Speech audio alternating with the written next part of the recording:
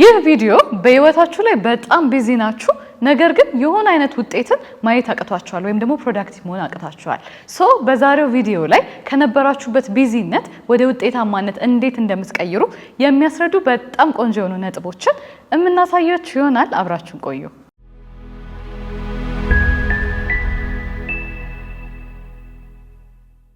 በዛሬው ቪዲዮአችን ላይ ደግሞ የመረጥነው ሐሳብ ቢዚ የሆኑ ሰዎች ሁሉ ውጤታማ ወይም ደግሞ ፕሮዳክቲቭ ናቸው ወይ የሚል ነው ብዙ ጊዜ አይተሽ ከሆነ ሁሉም ሰው በተለያየ ነገር ቢዚ ነው በሆነ ኢሜሎች በመለመለስ ሊሆን ይችላል ስልክ ስክሮል በማድረግ ሊሆን ይችላል የሆኑ ሰዎች ቤት መሄድ ሊሆን ይችላል ነገር ግን ቢዚ የሆነ ሰው ሁሉ ምን ያህል ፍሩትፉል ወይም ፕሮዳክቲቭ ነው አንዳንድ ሰው ራሱን የሸወደ የመሰለው በተለያየ ነገር ራሱን ያስጨነቀ ነው ከጧት እስከ ማታ ደክሞታል በተለያየ ነገር ኦኩፓይድ ነው ማታው ላይ ሲገባ ግን ምንም እዚህ ገባ የሚባል የሆነ አይነት ውጤት የለውምና ይህ ቢዚነትና ውጤት ማጣት እንዴት ነው ምንድነው ዲቴሉ የሚለውን ሐሳብ ነው ምን ጀምረው የሁለቱን ልዩነት ዘርዘር አድርገሽ እንጀምር ቢዚነት ዛሬ የምናወራው ቢዚነት ውጤታማ ያልሆነው ቢዚነት ነው ወይም ዝም ብሎ መባዘን የበዛበት መጨረሻ ላይ ደስታ የሌለበት ረፍት የሌለበት አይነት ቢዚነት ማለት ነው አንዳንድ ሰዎች አይተሽ ከሆነ እንዲሁ ይዋዝናሉ ጧት ወጥተው ማታ ነው የሚገቡት ብዙ ነገር ይሞክራሉ በጣም ሃርድ ወርኪንግ ናቸው ምናምን ግን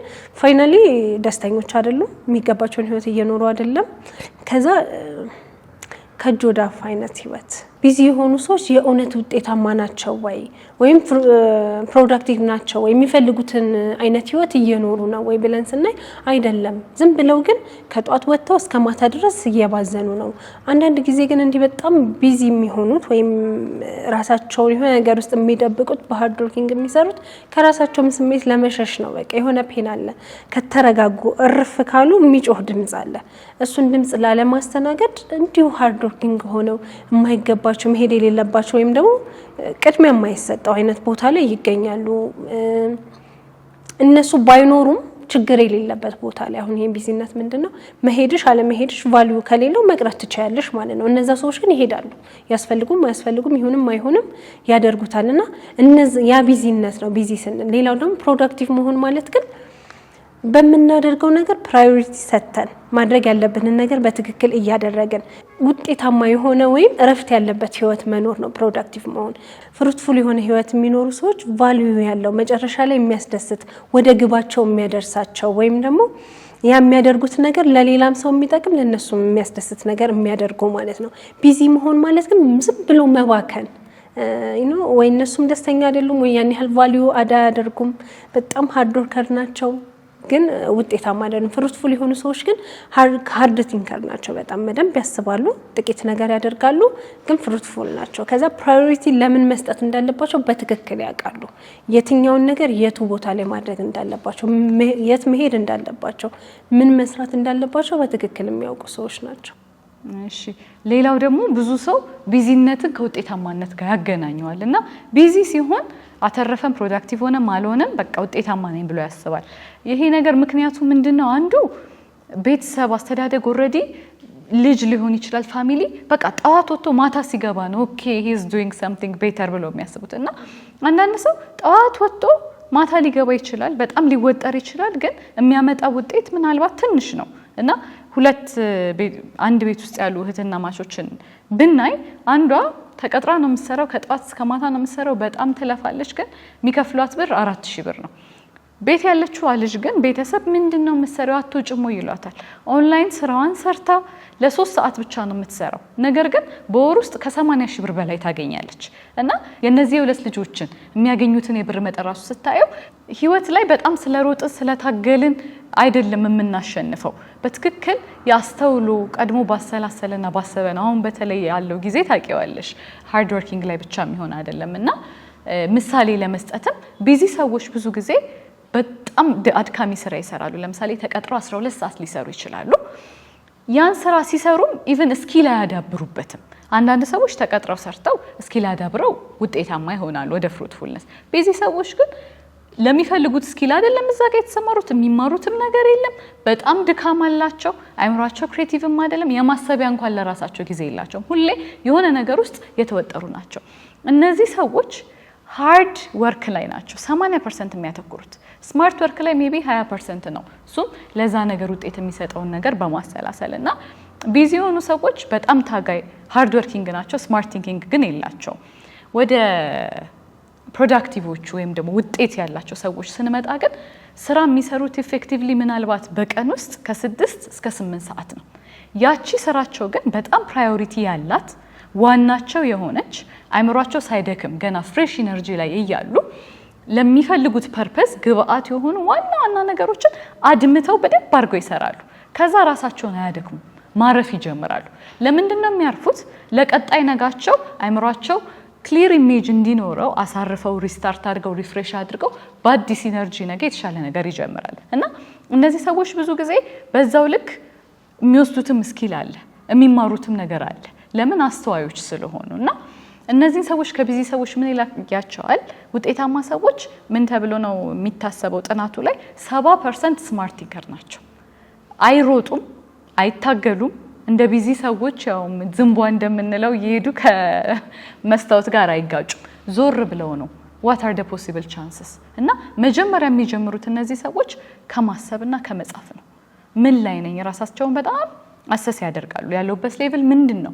እየሄድኩበት ያለው ሌቭል እንኳን ባይሰራ ይህን ነገር በምን መንገድ ልቀይረው? ለምን እንዳልኩሽ ነው፣ ሰው በጣም ከመስራት ከመታገል በፊት መጀመሪያ በጣም ማድረግ ያለበት ማቀድ፣ ማሰብ፣ ፕላን ማድረግ ነው። እና 80%ን ለስማርት ወርክ ይሰጣሉ፣ 20%ን ደግሞ ሃርድ ወርክ ሆኖ እዛ ላይ ለመስራት ይጥራሉ። ቢዚ ሆኑ ግን ውጤታማ ያልሆኑ ሰዎች ምልክቶች ናቸው። አንደኛ ምንድነው? ቅድመ ዝርዝር ወይም ፕራዮሪቲ የሌላቸው ናቸው። የትኛውን ስራ በየትኛው ሰዓት መስራት እንዳለባቸው አያውቁም። ምን ማድረግ እንዳለባቸው የቱን ቢያደርጉ የት ጋር እንደሚያደርሳቸው አያውቁም። በሰዓቱ ብቻ የመጣውን እግረ መንገዳቸውን ያጋጠመውን ነገር ሁሉ ለማድረግ ይሞክራሉ።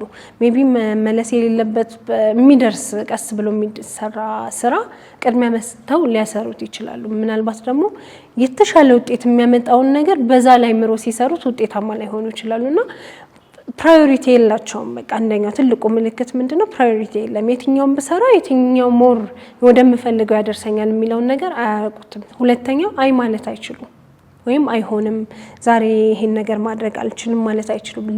ለጠራቸው ሁሉ አቤት ይላሉ፣ ለጠየቃቸው ሁሉ መልስ ይሰጣሉ፣ ለመጣው ስራ ሁሉ ለመስራት ይሞክራሉ። ያ ፍሩትፉል ያለ መሆን አንዱ ምክንያት ነው። ምክንያቱም ሁሉም ነገር አዎ ካልን ለራሳችን የሚሆን ጊዜ እናጣለን፣ ወይም ለራሳችን ዋና የሚለውን ነገር እናጣና ራሳችንን ጎርተን ለሰዎች እንዲሁ ስንኖር የሰው ዓላማ ስናሳካ የምንኖር ሰዎች ያደርገናል። ሶስተኛው መልቲታስኪንግ ወይም ሁሉም ነገር በአንድ ጊዜ ለማድረግ ይሞክራሉ። ሁሉን ነገር ባንዴ ማድረግ አይቻልም። 10 ነገር በህይወትሽ ማድረግ ቢኖርብሽ 10ሩንም ዛሬ ላድርገው ብትይ አንዱንም ያለ ውጤት ነው የምታደርገው፣ ወይም ጥራት አይኖረውም። ያ ደግሞ ውጤታማ እንዳንሆን ያደርገናልና ቢዚ ሰዎች በቃ ዝም ብለው ያገኙትን ነገር ሁሉ ቅድሚያም አይሰጡም። እግረ መንገዳቸው እንደመጣላቸው በአንድ ጊዜ ያደርጉታል። አራተኛው ለራሳቸው የረፍት ጊዜ የላቸውም። ለቤተሰባቸው ትክክለኛ ጊዜ አይሰጡም፣ ወይም ኳሊቲ ታይም አይኖራቸውም። በቃ እንዳልኩሽ ጧት ይወጣሉ፣ ማታ ይገባሉ፣ ይደክማቸዋል። ብዙ ሳይተኙ መልሰው ጧት ይነሳሉ።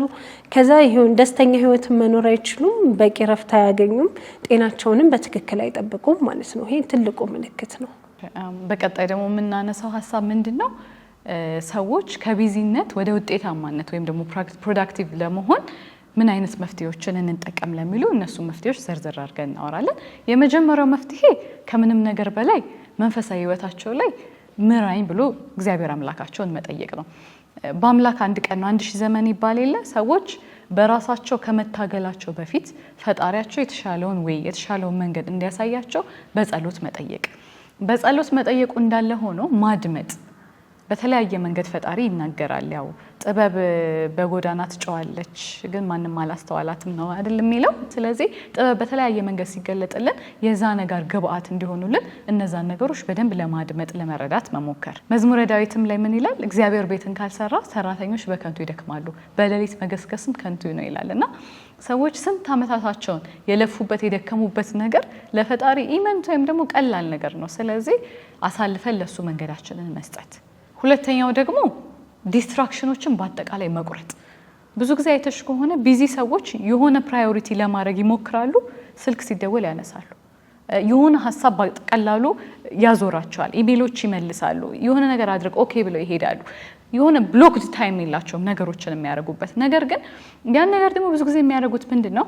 አይምሮአችን ፍሬሽ ስታርት ኢነርጂ ላይ እያለ ዋና የሚባሉ ከባባድ ነገሮች ነው መስራት ያለበት። ለምን ኦሬዲ ተቃቅኑን ነገር ሰርተሽ አይምሮ ከደከመ በኋላ ዋናውን ነገር ላርግ ስትይ ኦሬዲ ዩ አር ዲዚ የተሻለውን ነገር መሙላት አትሽም። ሶ አንዳንዴ ሊሸውድሽ ይሞክራል። ከባባዱ ነገር ላለመስራት አውቆ ትንንሹን ሊሰበስብልሽ ይሞክራል። ስለዚህ እነዛ ነገሮች ላይ ነቅተሽ ዋናዬ ዛሬ ከባዱ ምንድነው የምትያቸውን ከዋናው ከጠዋትሽ መጀመር፣ ከዛ ከስኬል ሰተሽ ከባዱ 10 ቢሆን 10 9 8 እያልሽ ያኔ አይምሮሽ በሚደክም ሰዓት እየወረድሽ ወደ አንድ ትመጫለሽ። ሶ ዲስትራክሽኖችን ብሎክ አድርገሽ ዋናሽን በስቴፕ ማድረግ።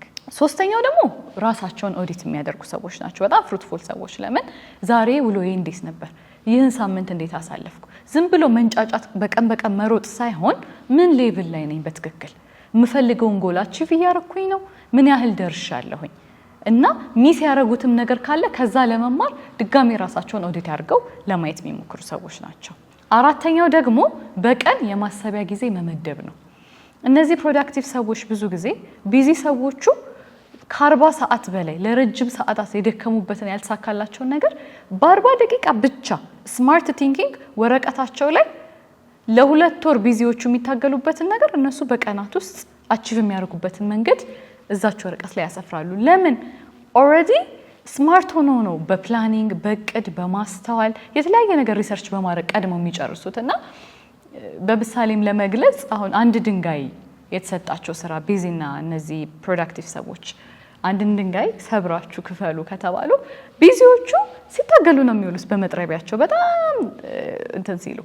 ስማርቶቹ ግን እንዴት አድርጌ ነው ይሄን ነገር ልሰነጥቅ የምችለው? ምን አይነት ድንጋይ ነው? ምን ልጠቀም? ምን አይነት ጊዜ ሊፈጅብኝ ይችላል? ምን አይነት ቴክኒኮች አሉ የሚለው ላይ ሪሰርች በደንብ ከወሰዱ በኋላ ያኔ ወደ ስራ ይገባሉ። ያኔ በቀላሉ እነዛ ሰዎች ከ10 ወር በላይ የሚፈጅባቸው ምን ያህል በ10 ቀናት ውስጥ ያን ነገር ፕሮዳክቲቭ ሆኖ ሊያደርጉ ይችላሉና ህይወት ላይ ብዙ ጊዜ ሰዎች ችግራችን ማሰብ አንወድም። ማሰብ በመጥላታችን ምክንያት ዝም ብለን መሮጥ እየፈለግን ቢዚ መሆንን ብቻ እየፈለግን ያችን የሐሳብ ነገራችንን ገተን ራሳችንን ጠልፈን እየጣልን ነውና ሐሳቡም እንደሚያስረዳን ከምንም ነገር በላይ ማሰብን ማስቀደም እና ፉል ስኬጁልድ መሆን ቢዚ መሆን ሌሎችን ሰዎች ነው ኢምፕረስ የሚያደርገው። ትክክለኛ ውጤታማነት ግን ቤትሽም ቁጭ ብለሽ ብዙ አይነት ፍሩት ያላቸው ስራዎች ልታደርጊ ትችላለሽ። ሪል ቼንጅ ማለት አንቺ ለራስሽ የገባሽውን ቃል ማድረግ ነውና የሾው ነገር አይደለም። አሁን ዓለም ላይ ሾው ሆኗል። እናንተስ ተመልካቾቻችን ራሳችሁን ቢዚ ሆናችሁ አገኛችሁት ወይስ ፕሮዳክቲቭነት ላይ? ከነዚህ ሐሳቦችስ ወስዳችሁ የትኛው ሐሳብ ለእናንተ ይጠቅማል ብላችሁ ያሰባችሁትን ኮሜንት ላይ አስቀምጡልን። ቻናላችንን ሰብስክራይብ፣ ላይክ፣ ሼር በማድረግ ቆዩን። መልካም ሳምንት።